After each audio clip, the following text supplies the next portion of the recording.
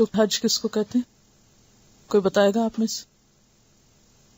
اسلام کے 5 بنیادی ارکان میں سے ایک رکن ہے جو صاحب حیثیت مسلمانوں پر فرض ہے، خاص مہینوں میں، خاص مقام پر، خاص لباس میں، خاص طریقوں پر ادا کیا جاتا ہے. اس کے فائدے اور اسباب پھر آگے کئی اس میں چیزیں آ جاتی ہیں. اس وقت پہلے میں حج کا جو طریقہ ہے اس کو شروع سے آخر تک مختصراً بیان کروں گی. اس کو لکھنے کی بالکل ضرورت نہیں ہے، سوائے اس کے کہ جہاں کوئی اہم نقطہ آئے تو ہلکا سا کوئی آپ مارک کر لیں، ورنہ نہیں. ان آیات کا آخر میں پھر خلاصہ کروں گی، یعنی تفسیر کروں گی، لیکن اس سے پہلے حج کا ایک پورا نقشہ آپ کے سامنے تازہ ہو جائے. ایون اگر آپ کر بھی چکے ہیں یا جانتے بھی ہیں تو ان آیات کو صحیح طور پر سمجھنے کے لیے ضروری ہے تاکہ آپ جو آیت جس موقع کی مناسبت سے ہے اس کو پہچان سکے. کیونکہ دوبارہ جب میں آیات کی تفسیر پر آؤں گی تو میں ان مواقع کی نشاندہی بھی کرتی چلی جاؤں گی. اعوذ باللہ من الشیطان الرجیم، بسم اللہ الرحمن الرحیم.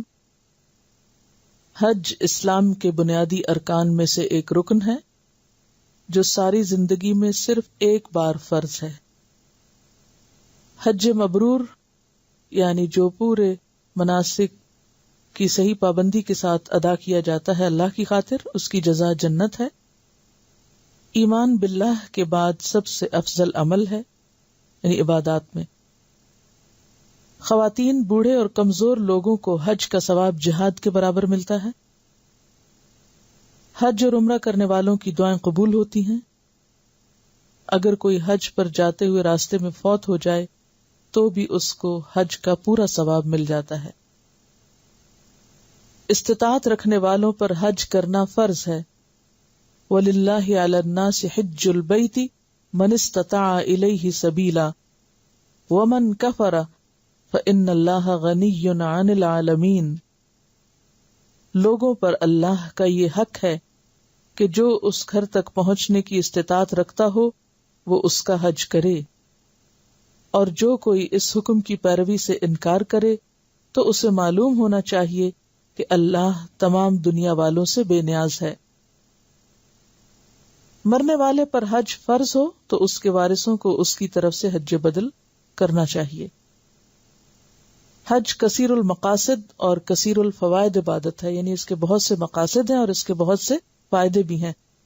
یعنی محض یہ ایک ریچول یا ایک عبادت ہی نہیں، اس کے بہت گہرے اثرات ہوتے ہیں انسانی زندگی پر بحیثیت ایک انسان کے اور بحیثیت ایک اسلامی معاشرے کے فرد کے. اور جیسا کہ آپ جانتے ہیں کہ ان آیات کا یہاں وجود ایک خاص کانٹیکسٹ میں بھی ہے کہ امت مسلمہ کو اپنے اصل مقصد کی ادائیگی کے لیے تیار کرنے میں جو چیزیں مددگار ہیں ان میں سے ایک حج بھی ہے. حج کے بہت سے مقاصد اور فوائد ہیں اور یہ ہر مالدار، آزاد، عاقل مسلمان مرد اور عورت پر فرض ہے. لیکن سفر حج کے لیے عورت کے ساتھ خاوند یا محرم کا ہونا ضروری ہے. حج یا عمرہ ادا کرنے کے لیے میقات سے بغیر احرام کے گزرنا درست نہیں. میقات وہ حدود ہیں جن سے آگے جانے کے لیے سفر حج میں احرام ضروری ہوتا ہے. اگر خواتین حالت حیض میں ہوں تو بھی میقات سے احرام کی نیت کرنا ضروری ہے. بیرونی دنیا سے آنے والے حجاج عموماً حج تمتع کی نیت کرتے ہیں. لوکلز جو ہیں وہ افراد کی، اور عموماً جو مملکت سعودی عرب سے باہر کے لوگ ہیں وہ ایک ہی سفر میں حج اور عمرہ دونوں کرتے ہیں جو حج تمتع کہلاتا ہے، یا قران جو ایک ہی احرام میں حج اور عمرہ. ان تین کی اقسام کا فرق انشاءاللہ آگے بھی آئے گا، سورۃ الحج میں بھی یہ مضمون دہرایا جائے گا. اس کے لیے ایام حج سے پہلے مکہ پہنچ کر عمرہ ادا کیا جائے گا، یعنی حج تمتع کی صورت میں. خواتین اگر حیض کی وجہ سے عمرہ ادا نہ کر سکیں تو ایام حیض ختم ہونے کے بعد حدود حرم سے باہر تنعیم میں مسجد عائشہ سے احرام باندھ کر عمرہ ادا کر سکتی ہیں، جیسے حضرت عائشہ نے کیا تھا. جب سب لوگوں نے حج اور عمرہ دونوں کیا تو انہوں نے کہا کہ کیا میں صرف حج کر کے چلی جاؤں گی، میں بھی اسی سفر میں عمرے کا فائدہ بھی حاصل کرنا چاہتی ہوں. تو آپ نے پھر سارے قافلے کو ان کی خاطر روک دیا تھا اور ان کے بھائی کو ان کے ساتھ تنیم تک بھیجا جو حرم کی حدود سے باہر ایک جگہ ہے جہاں آج کل مسجد عائشہ کے نام سے مسجد بھی موجود ہے. وہاں سے وہ دوبارہ احرام پہن کر آ کر عمرہ کر کے پھر ساتھ واپس گئی تھی. یعنی نیکی کرنے میں عورت کا بھی اتنا ہی حق ہے جتنا مرد کا. خواتین کا احرام ان کا عام لباس ہی ہوتا ہے جو وہ عام طور پر گھر سے نکلتے وقت پہنتی ہیں بشرطے کہ پردے کی شرائط پوری کرتا ہو.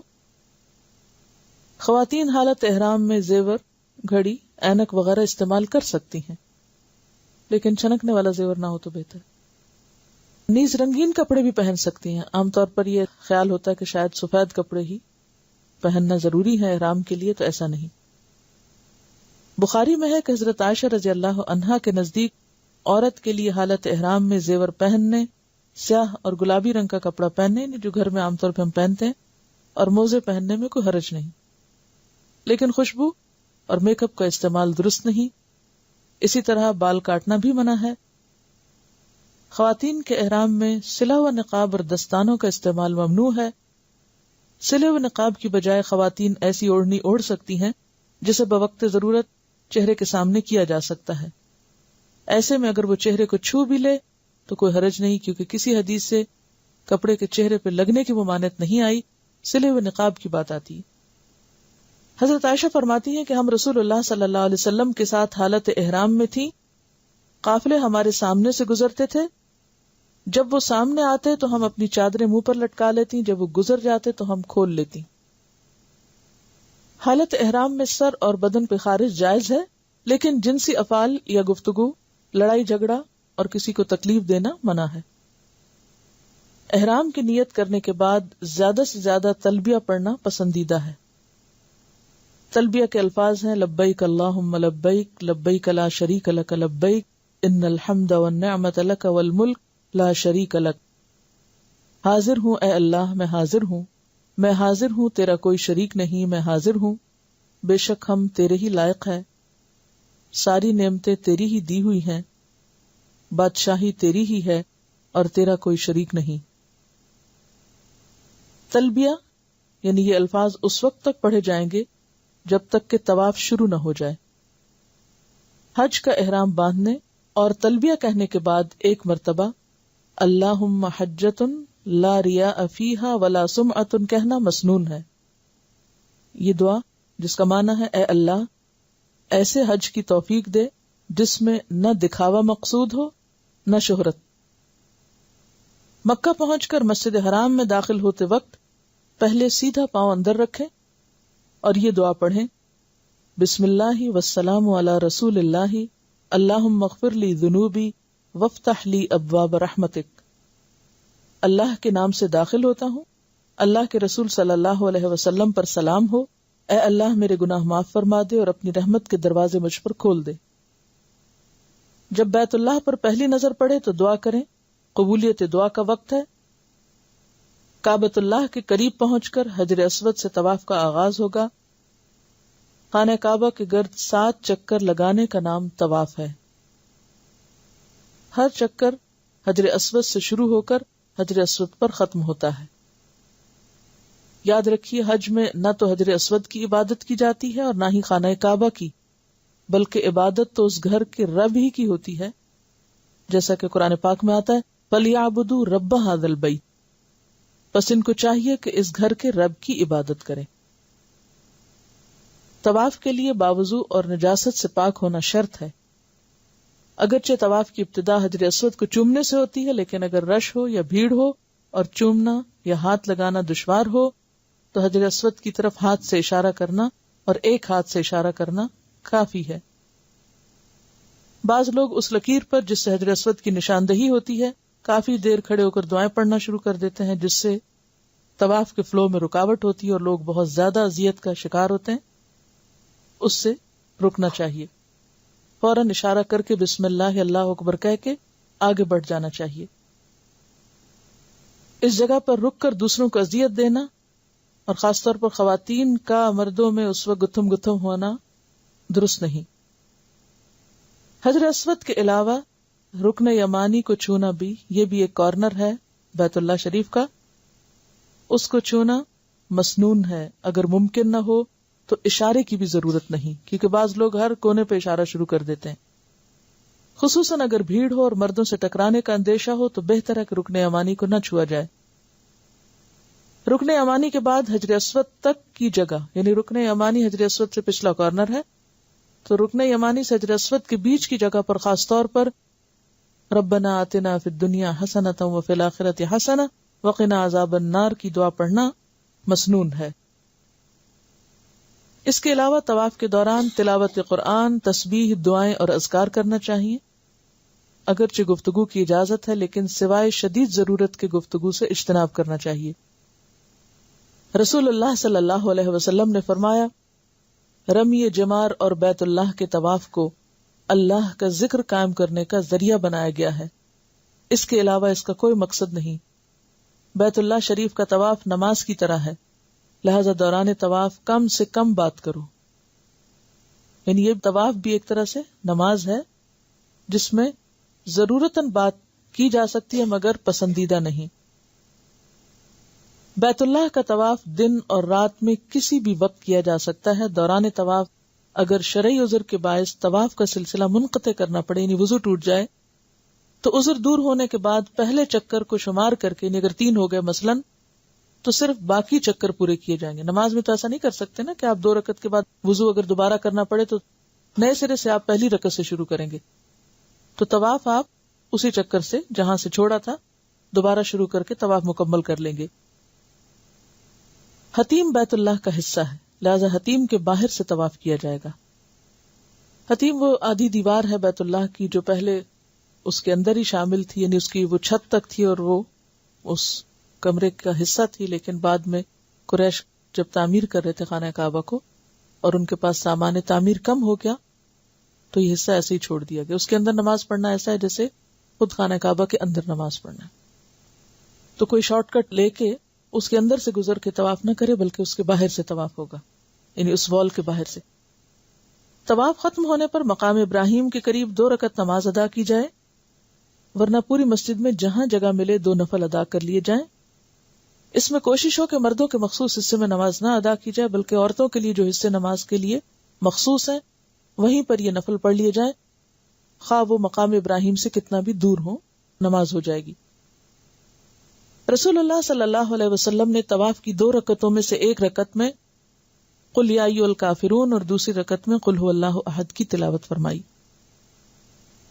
طواف ختم ہونے پر زمزم پینا مسنون ہے اور اس کا کچھ حصہ سر پر بھی ڈالا جا سکتا ہے یا جسم پر بھی. زمزم پینے سے قبل دعا مانگی جائے کیونکہ یہ بھی قبولیت کا وقت ہے. رسول اللہ صلی اللہ علیہ وسلم نے فرمایا، زمزم کا پانی جس نیت سے پیا جائے وہ پوری ہوتی ہے. زمزم کا پانی پینے کے بعد صفا و مروہ کی طرف جا کر سعی کی ابتدا کرنی چاہیے. سعی حج یا عمرے کا رکن ہے جس کا پیچھے ذکر گزر چکا ہے، ان الصفا والمروۃ من شعائر اللہ. سعی صفا سے شروع ہوگی، مروہ تک 1 چکر ہوگی، مروہ سے صفا تک دوسرا، اور یوں 7 چکر مکمل کر لیے جائیں گے مروہ پہ ختم ہو کے. صفا پہاڑی پر اتنا چڑھیں کہ بیت اللہ نظر آئے، لیکن اب تو اتنی پلرز اور آگے رکاوٹیں ہیں کہ عموماً نظر آنا مشکل ہوتا ہے.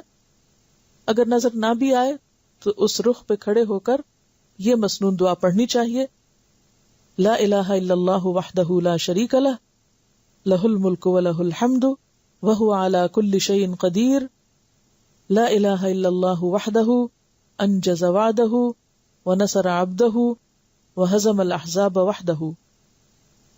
اللہ کے سوا کوئی الہ نہیں، وہ اکیلا ہے، اس کا کوئی شریک نہیں، بادشاہی اور تعریف اسی کے لیے ہے، وہ ہر چیز پر قادر ہے. اللہ کے سوا کوئی الہ نہیں، وہ اکیلا ہے، اس نے اپنا وعدہ پورا کیا اور اپنے بندے کی مدد فرمائی اور تمام لشکروں کو اکیلے ہی شکست دی. صفا اور مروہ کے درمیانی حصے میں مردوں کو دوڑنے کا حکم ہے مگر عورتیں اپنی عام رفتار سے ہی چلیں گی. کسی عذر کی بنا پر سواری پر بھی سعی کی جا سکتی ہے، آج کل ویل چیئرز عام دستیاب ہیں. سعی کے دوران بھی کثرت سے دعائیں، تسبیح اور تحلیل کرنی چاہیے، حمد و ثنا اللہ کی بیان کرنی چاہیے، دروشی پڑھنا چاہیے. اور بھی جو اللہ کا ذکر ممکن ہو کرے انسان. قرآن کی تلاوت بھی ہو سکتی ہے. سعی کے دوران باوضو ہونا شرط نہیں ہو تو بہت اچھا ہے، لیکن اگر وضو نہ رہے تو سعی ہو سکتی ہے، جبکہ طواف وضو کے بغیر نہیں ہوتا. سعی کے 7 چکر مکمل ہونے پر احرام کھول دیا جائے گا. اس موقع پر خواتین صرف 1 یا 2 پور انگلی کے برابر بال کاٹیں. اور احرام کھولنے کا مطلب یعنی نیت میں یہ ہوگا کہ اب ہمارے مناسک عمرے کے پورے ہو گئے. اور ایسے میں خواتین 1 پور یا 2 پور کہیں سے بھی بال کاٹ سکتے ہیں. سارے بالوں کی ٹرمنگ ضروری نہیں ہے، ساری جگہوں سے لینا ضروری نہیں. کسی ایک حصے کی بھی ایک لٹ نکال کے اس میں سے کاٹ سکتے ہیں. اور بال مردوں سے الگ ہٹ کر ایک طرف کھڑے ہو کر کاٹے جائیں، نہ کہ بالوں کی نمائش. عمرہ مکمل ہونے پر جب مسجد سے باہر نکلیں تو بایاں پاؤں پہلے نکالیں اور یہ دعا پڑھیں: بسم اللہ والسلام علی رسول اللہ، اللہم اغفر لی ذنوبی وافتح لی ابواب فضلک. اللہ کے نام کے ساتھ مسجد سے نکلتا ہوں، اللہ کے رسول پر سلام ہو، اے اللہ میرے گناہ معاف فرما اور اپنے فضل کے دروازے میرے لیے کھول دے. عمرے کی ادائیگی کے بعد ایام حج تک قیام مکہ کے دوران اگر آپ مسجد حرام میں نماز پڑھ رہے ہیں تو اس صورت میں باجماعت نماز کی ادائیگی کا طریقہ اچھی طرح سیکھ لیں، خصوصاً خواتین. اس موقع پر کیونکہ حرم میں ایک نماز کا ثواب 1,00,000 نمازوں کے برابر ہے، اس لیے عورتیں بھی جب وہاں جا کر نماز پڑھتی ہیں تو پھر انہیں طریقہ بھی آنا چاہیے کہ امام کے پیچھے نماز کیسے ادا ہوگی. اس موقع پر کچھ چیزوں کا خاص خیال رکھیں، خصوصاً صف بنانے کا اور امام کی پیروی کا، کہ اس سے پہلے سر نہ اٹھائیں وغیرہ وغیرہ. اگر کوئی دور کھڑا ہے تو خود جڑنے کی کوشش کریں، صفیں برابر ہوں، کیونکہ صفوں کی درستگی نماز کے قیام کا حصہ ہے. نماز میں امام سے پہلے نہ رکوع اور نہ سجدے کی طرف جائیں اور نہ ہی سر پہلے اٹھائیں. ہر سٹیپ پر امام کی اقتداء لازم ہے. اسی طرح حرم پاک میں فرض نماز کے بعد عموماً نماز جنازہ پڑھی جاتی ہے. چونکہ خواتین وہاں موجود ہوتی ہیں اس لیے اگر وہ بھی نماز میں شریک ہونا چاہیں تو کوئی حرج نہیں، ثواب کا کام ہے. کیونکہ آپ خصوصی طور پر اس نیت سے نہیں گئے لیکن موجود ہیں تو وقت سے فائدہ اٹھائیں. آپ اپنے لیے کیا چاہیں گے کہ آپ کا جنازہ رکھا ہو تو جتنے بھی لوگ ہیں کم ہیں، تو اسی طرح اگر آپ دوسروں کے لیے اٹھ جاتے ہیں انشاءاللہ آپ کے لیے بھی اللہ تعالیٰ بہترین انتظام کرے گا. کیونکہ جو کسی کی مدد میں ہوتا ہے اللہ تعالیٰ اس کی مدد فرماتا ہے. تو ایسے میں پھر نماز جنازہ ادا کرنے کا طریقہ بھی آنا چاہیے. ویسے انڈو پاک کی خواتین کے علاوہ تقریباً تمام خواتین پڑھ رہی ہوتی ہیں. اور میت کی بخشش کی مسنون دعا بھی یاد کر لی جائے تو بہتر ہے. اب ایام حج کیا؟ یہ تو تھا عمرہ. ایام حج، حج تمتع کی آپ نے نیت کی، اپنے گھر سے جب چلے تو پہلے عمرے کی نیت کریں گے. ارادہ حج کا بھی ساتھ ہے لیکن پہلے عمرہ کر کے احرام کھول دیا. اب آپ آرام سے مسجد میں جائیں آئیں عبادت کریں.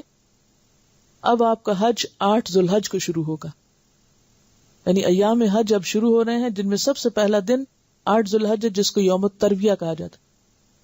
ترویہ کا معنی ہوتا ہے اونٹوں کو سیراب کرنا. تو اہل عرب حج پہ جانے سے پہلے اونٹوں کو خوب پانی پلا لیتے تھے کہ آئندہ 8 دن اگر ان کو پانی نہ بھی ملے تو کام چل جائے. آج کے دور میں لوگ کیا کرتے ہیں؟ گاڑیوں کو خوب پیٹرول سے سیراب کر لیتے ہیں، یعنی خوب اس میں پیٹرول بھر لیتے ہیں. تو ایام حج ذو الحج کی 8 تاریخ کو شروع ہوتے ہیں جسے یوم الترویہ کہا جاتا ہے. اس روز آپ اپنی رہائش گاہ سے اپنے ہوٹل وغیرہ سے احرام باندھ سکتے ہیں. لبیک حجن کہہ کر حج کی نیت کریں اور ساتھ ہی تلبیہ شروع کر دیں. بہترین حج اس کو شمار کیا گیا جس میں تلبیہ کی کثرت. اور تلبیہ کیا ہے؟ لبیک پکارنا. یعنی اب آپ کا سب سے بہترین ذکر حالت احرام میں کیا ہوگا؟ تلبیہ. کیونکہ عموماً لوگ پوچھتے ہیں نا یہاں سے جانے سے پہلے کیا بتائیے کہ وہاں کیا خاص کام کرنا چاہیے. تو کوئی ایک خاص کام نہیں، مسنون طریقے پر عمرہ یا حج ادا کرنا ہی خاص کام ہے. کہ جس موقع پر آپ صلی اللہ علیہ وسلم نے جو کچھ کیا، جس جگہ جو دعا مانگی اس جگہ وہ دعا پڑھنا خاص کام ہے. اور جو کام جس وقت جس دن جس موقع پر جس طریقے سے کیا وہی کرنا خاص کام ہے. کوئی ایک خاص کام نہیں ہے حج میں یا عمرے میں. تو ظہر سے پہلے تلبیہ کہتے ہوئے منا پہنچے. وہاں ظہر، عصر، مغرب، عشاء اور فجر کی 5 نمازیں ادا کرے. یہ مسنون طریقہ ہے. اگر لوگ لیٹ ہو جائیں، بعض اوقات گاڑی نہیں ملتی یا رش میں لوگ پھنس جاتے ہیں تو ظہر نکل جاتی ہے یا عصر بھی لیٹ ہو جاتی ہے، مغرب تک پہنچتے ہیں تو بھی کوئی حرج نہیں. لیکن آپ صلی اللہ علیہ وسلم نے 5 نمازیں یہاں ادا کی تھی. خواتین حالت حیض میں طواف کے علاوہ باقی تمام ارکان حج ادا کر سکتی ہیں، کیونکہ بہت سی خواتین بار بار پوچھتی ہیں کہ اگر ہمیں پیریڈز ہوں تو ہمارا حج کیسے ہوگا. سب کچھ ہو جائے گا، صرف طواف نہیں کرنا، اور طواف آپ پاک ہونے کے فوراً بعد کر سکتے ہیں. اگلا دن 9 تاریخ ہے. 9 ذوالحج کو یوم عرفہ کہا جاتا ہے. 8 تاریخ کو کیا کہا جاتا ہے؟ یوم الترویہ. 9 تاریخ کیا ہے؟ یوم عرفہ. سورج طلوع ہونے کے بعد منا سے عرفات کی طرف روانگی ہوگی. مکہ سے آپ کہاں آئے؟ منا آئے. منا سے اب آپ کہاں جائیں گے؟ عرفہ کی طرف جائیں گے. مکہ سے منا کب آئے؟ 8 کو.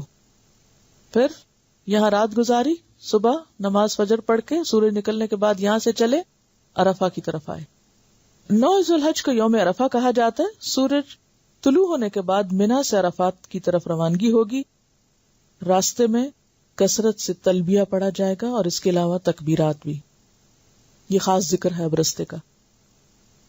زوال آفتاب کے بعد امام کا خطبہ ہوتا ہے. پھر ظہر اور عصر کی نمازیں ادا کی جاتی ہیں.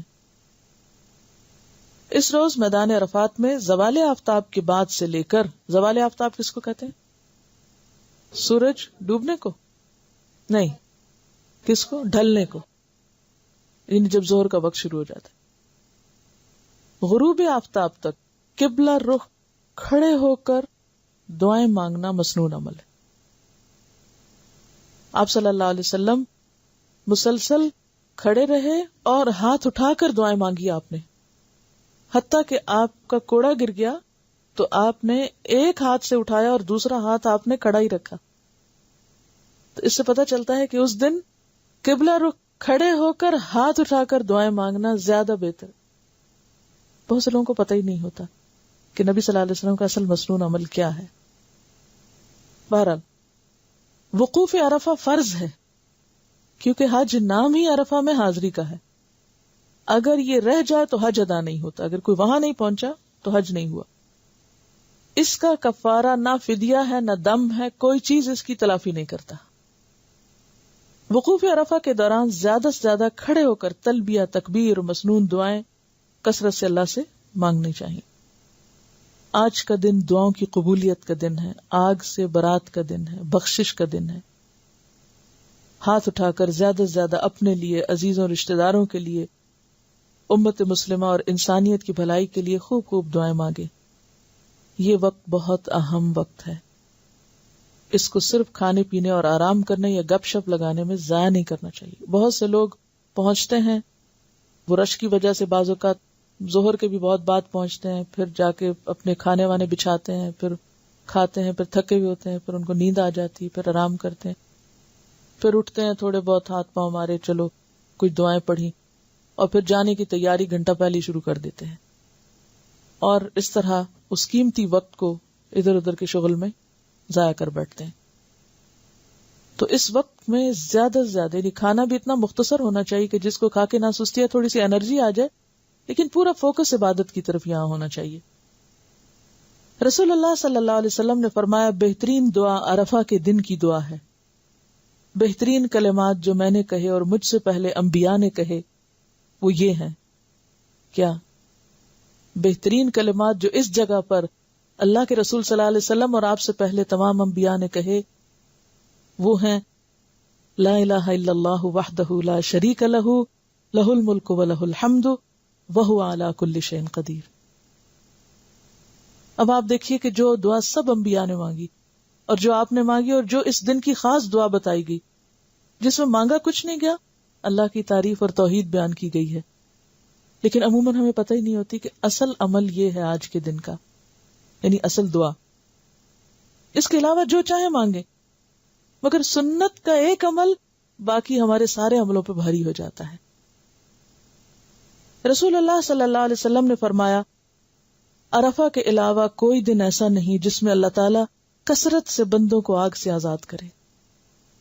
یعنی سال کے سارے دنوں میں یہ دن ایسا ہے جس کا پتہ بھی ہے کہ آج ہی کا دن ہے اور یہی موقع اور یہی وقت ہے، اور پھر بھی انسان اس سے فائدہ نہ اٹھائے تو اس سے بڑی محرومی کیا ہوگی. تو اس کے لیے کیا فرمایا کہ اس سے زیادہ کسی دن لوگ آگ سے آزاد نہیں ہوتے. سب سے زیادہ بڑی بخشش کا دن ہے وہ دن یا وہ وقت. آپ دیکھیے کہ لیلۃ القدر راتوں میں بہت بڑی رات ہے اور عرفہ کا دن دنوں میں بہت بڑا دن ہے، لیکن ہمیں رات کا تو پتہ نہیں چلتا وہ کون سی رات ہے، 25ویں ہے 27ویں ہے، لیکن یہ دن تو معلوم ہے. اسی لیے کیا کہا، الحج اشہر معلومات. یہ جو لفظ معلومات کا آیا ہے یہ کوئی معمولی لفظ نہیں. یاد رکھیے قرآن میں ایک لفظ بھی ایکسٹرا نہیں ہے کہ جو ایسے ہی بس فیلنگ کر دی گئی ہو کہ چلو یہاں یہ، یعنی معلوم ہے. اس معلوم لفظ پر بھی توجہ رکھیے کہ مثلا لیلۃ القدر کی رات معلوم نہیں ہے آپ کو، مگر عرفہ کا دن معلوم ہے کہ آج ہی کا دن ہے. لہٰذا اس میں کثرت سے اللہ سے دعا کرنی چاہیے. وقوف کے لیے قبلہ رخ کھڑے ہو کر ہاتھ اٹھا کے دعائیں مانگنی چاہیے.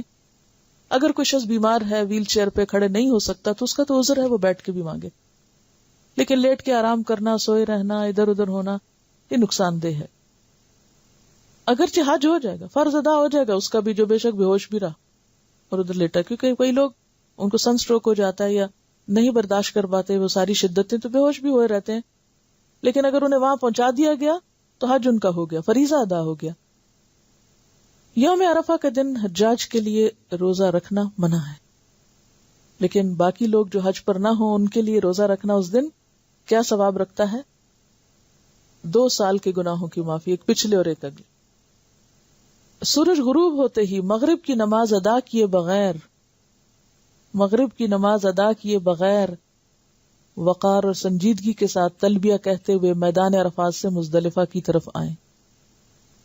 یہ ہے ثم افیدوا من حیث افاض الناس.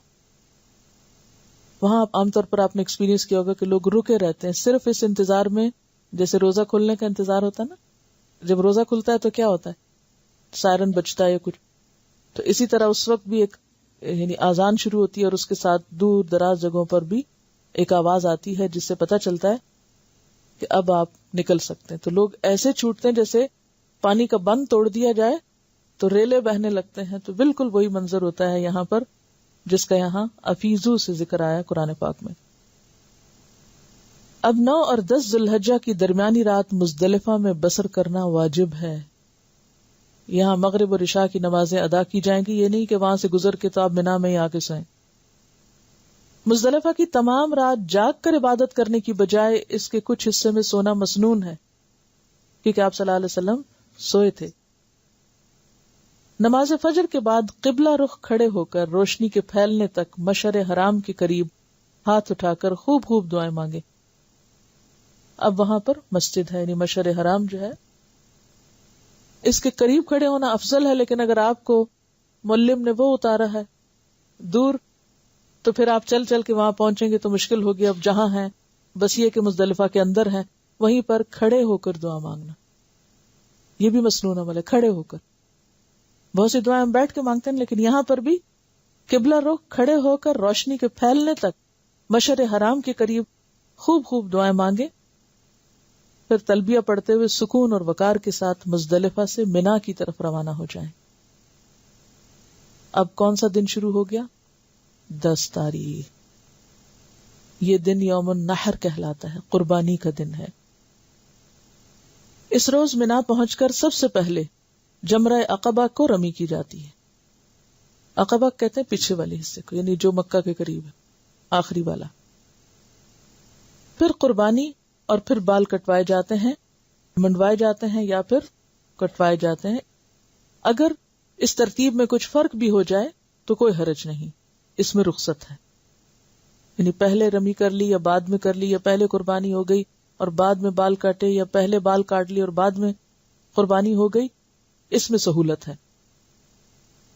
اس کے بعد مکہ مکرمہ جا کر طواف افاضہ کیا جاتا ہے. اگر بھیڑ اور رش کی وجہ سے سیم ڈے یا اسی دن آپ نہ طواف پہ جا سکیں، دن کو نہ جا سکے تو رات کو چلے جائیں، رات بھی نہ جا سکیں تو اگلے دن تک بھی آپ جا سکتے ہیں.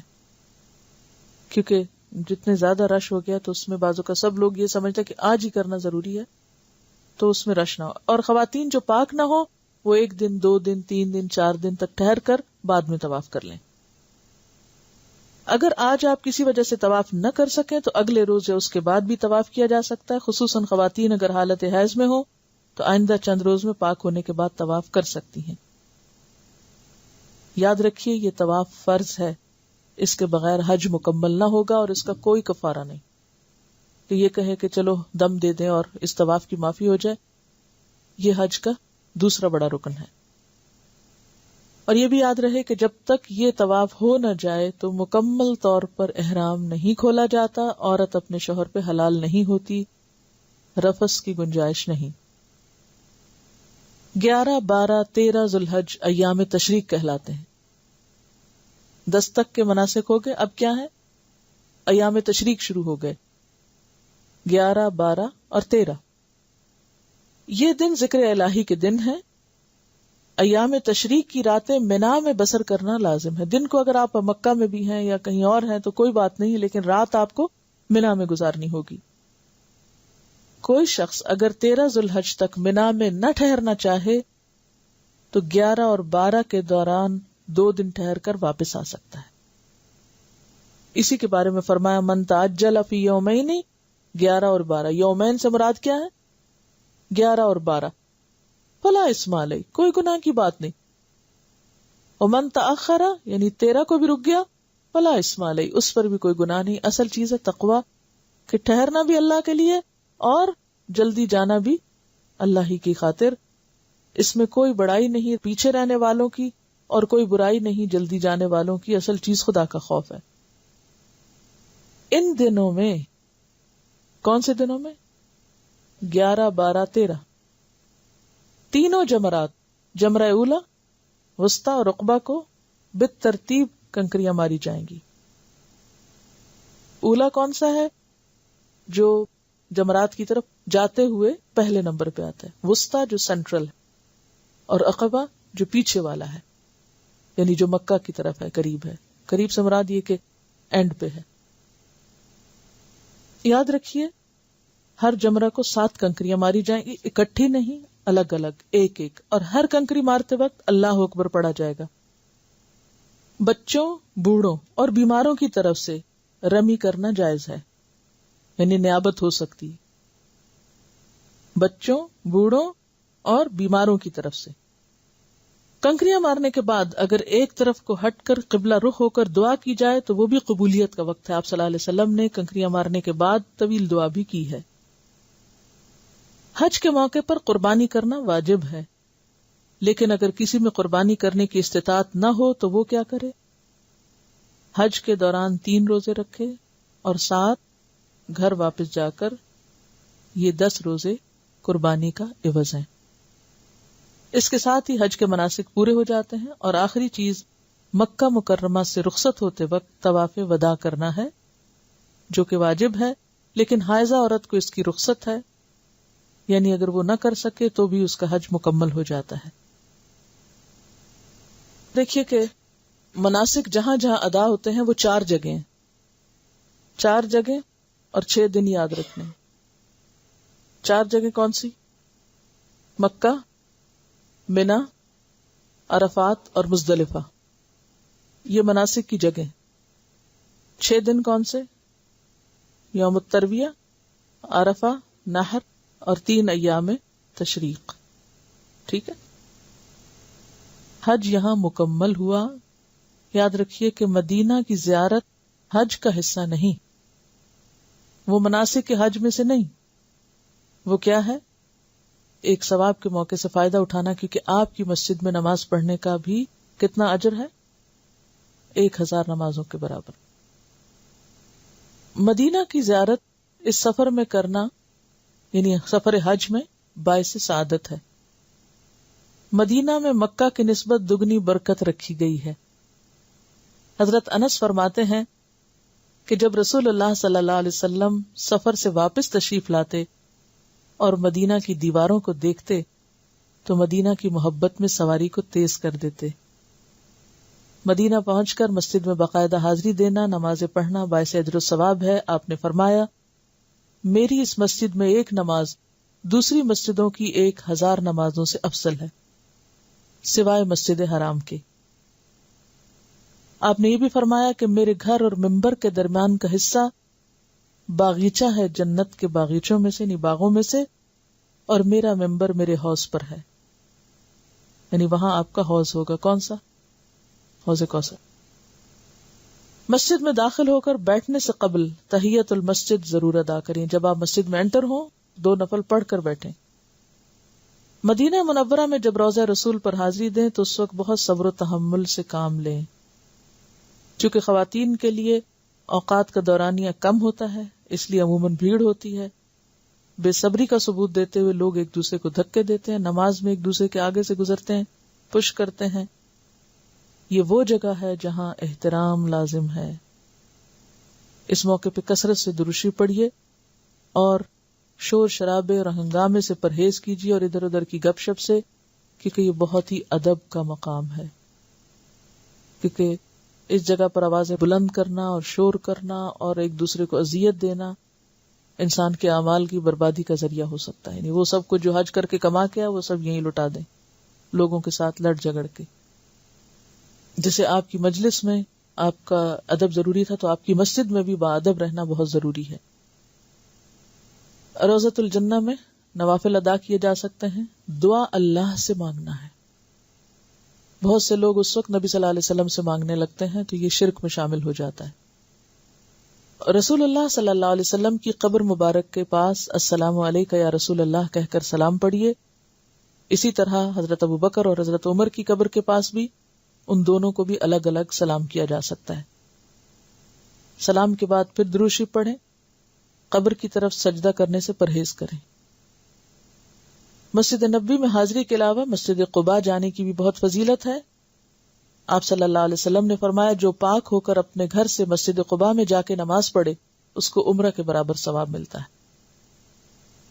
تو یہ چند باتیں سفر حج سے متعلق ایک خلاصے میں آپ کے سامنے بیان کی گئی تاکہ ان آیات کا سیکوینس آپ کو سمجھ میں آئے۔